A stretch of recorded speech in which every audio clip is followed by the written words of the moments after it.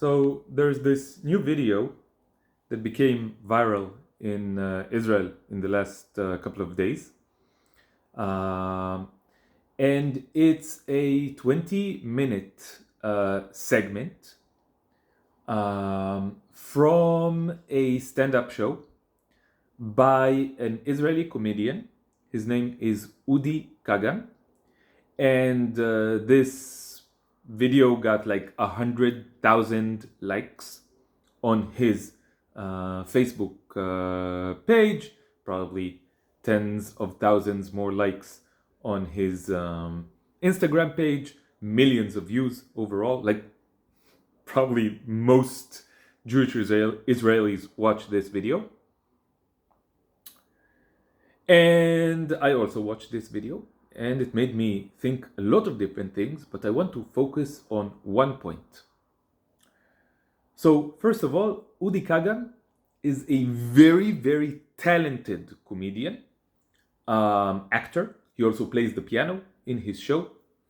And he is very, very good at his job and very proficient in like pressing all the buttons of people, and especially those inside the Zionist cult, because he is deep inside the Zionist cult, and he is taking advantage of the structure, the social and psychological structure of the Zionist cult by doing a show that makes people feel emotional, and laugh, and all kinds of stuff.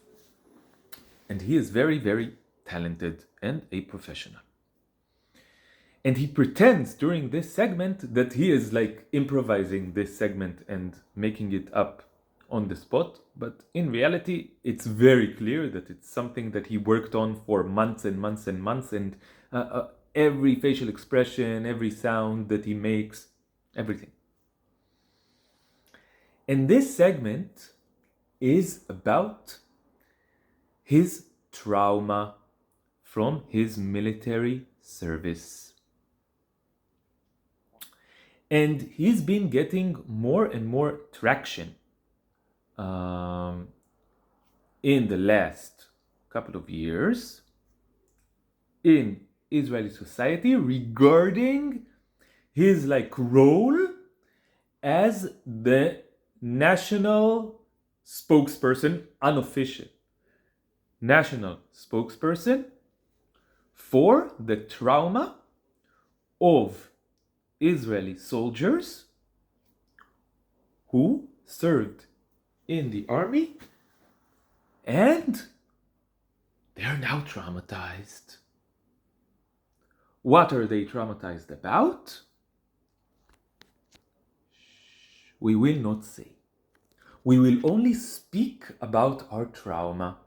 We will only speak about how painful it is, and I have nightmares, and I went to South America to try to heal my trauma, and I went to this doctor, the South American doctor, Peruvian doctor, who I will speak about in a very racist way and laugh about how he had only one tooth. Like all Zionists are racist, always racist, against everyone, not just against Palestinians, by the way. And I will speak about how I did a lot of drugs and drank a lot of alcohol because of my trauma. And I will speak about how finally, when I hit rock bottom, I asked for help and I found help. And now the way that I'm healing myself is to speak about it openly and in front of so many people. And I do workshops all over Israel to help soldiers get over their trauma. And the way to get over our trauma is to speak about things openly and honestly.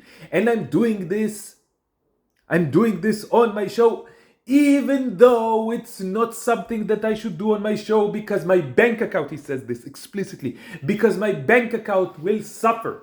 My bank account will, I will not make any money anymore because I did a segment that I worked on very hard and designed every single aspect of it so that it becomes a viral video that millions of people watch and hundreds of thousands of people give a like to, and thousands and thousands and 10,000s of people write comments.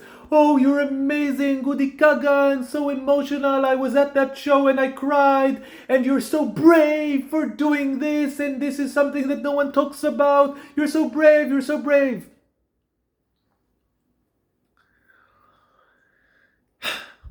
And here is what, so Udi Kagan will make a lot of money off of this. He is lying.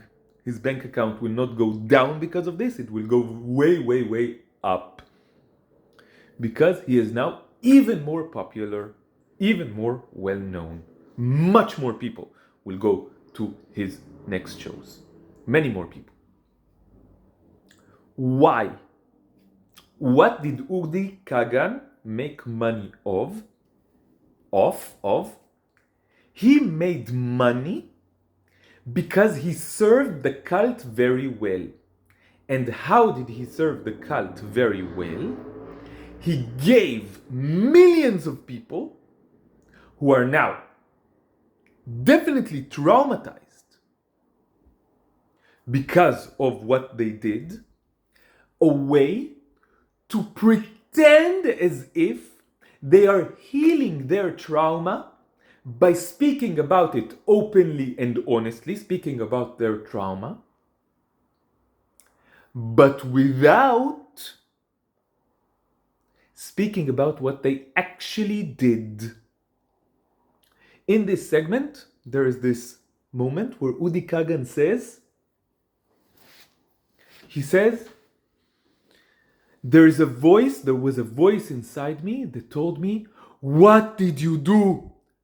You don't deserve to live. What did you do? You don't deserve to live.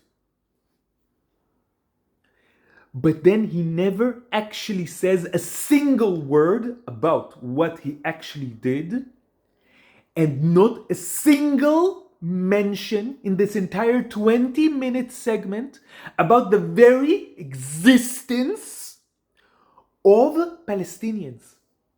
Palestinians do not exist in this segment about his trauma as a soldier and about his trauma that stemmed from him doing I don't know what to Palestinians. So this segment serves one role, and the role is to pretend to speak openly and honestly without speaking openly and honestly. And the thing is that Zionists are so scared to speak, to actually speak about the horrific things that they did, participated in, contributed to, supported when they were in military service and in general. They are so afraid to speak about it. They are so unwilling to speak about it.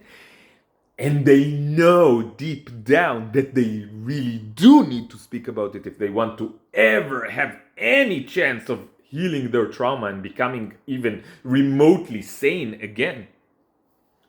They know that they need to talk about it, but they will not talk about it, so they have to pretend so fucking hard to actually talk about it, so that they have an excuse to not actually talk about it without admitting that they don't talk about it. These are the depths of the insanity of the members of this deranged cult.